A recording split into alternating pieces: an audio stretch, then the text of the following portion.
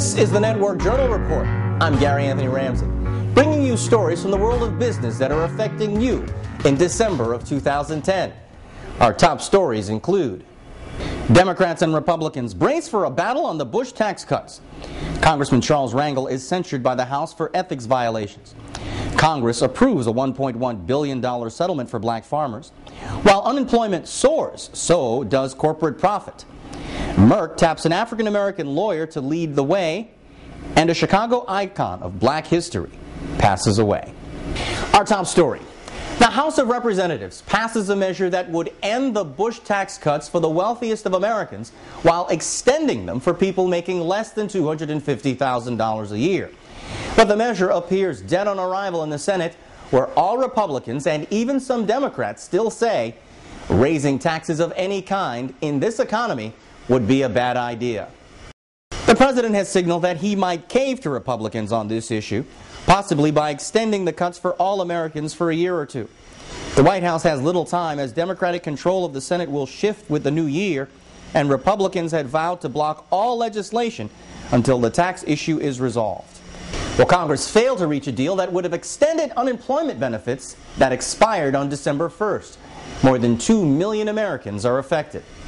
Republicans blocked legislation that would have extended the benefits because they still say Democrats are failing to show how they'll pay for the $80 billion the extensions will cost. With more than 15 million Americans unemployed and another 12 million Americans in need of full-time employment, U.S. corporations take in record profits in the last quarter. According to the U.S. Department of Commerce, American companies earned more than $1.6 trillion in profits in the third quarter of 2010.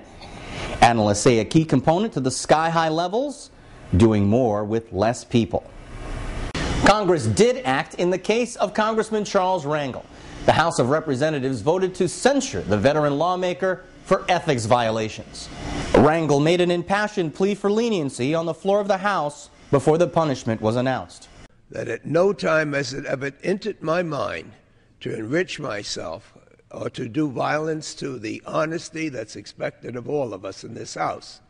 Only 22 members of Congress have ever been censured, which is just shy of being expelled. The 80-year-old Rangel was once chairman of the powerful House Ways and Means Committee and was just re-elected to his seat last month. Well, Congress also approved an historic settlement for black farmers. The House signed the $1.1 billion measure that will settle a 13-year-old lawsuit against the government. The settlement was passed despite some loud protests by Republicans, some who refer to the measure as rife with fraud. Black farmers successfully proved that the U.S. Department of Agriculture discriminated against black farmers for decades. The measure passed along with a bill that will pay $3.2 billion to Native Americans who were cheated out of gas rights from their land. A leading drug company has chosen an African-American lawyer to lead it. Merck, the world's second largest pharmaceutical company behind Pfizer, has elected 55-year-old Kenneth Frazier as chief executive officer. Frazier is a Harvard Law School grad and joined the company in 1992. He's credited with saving the company billions after organizing a settlement in the wake of the Vioxx recall. Last month, the Network Journal celebrated the work and accomplishments of business and government leaders who are making a difference on the continent of Africa. The TNJ 40 Under 40 was celebrated in Accra, Ghana.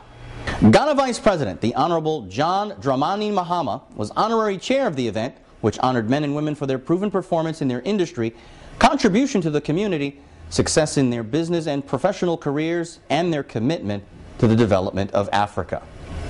And finally, she was an author, teacher, and writer, but moreover, she was an enthusiastic preserver of African American history. Margaret Burroughs died in her sleep after a long and pronounced life. Burroughs and her husband started Chicago's DuSable Museum of African American History in their living room back in 1961. It has since grown to its current landmark status. She was a Chicago Park District Commissioner and worked until the last few days of her life. Margaret Burroughs was 95.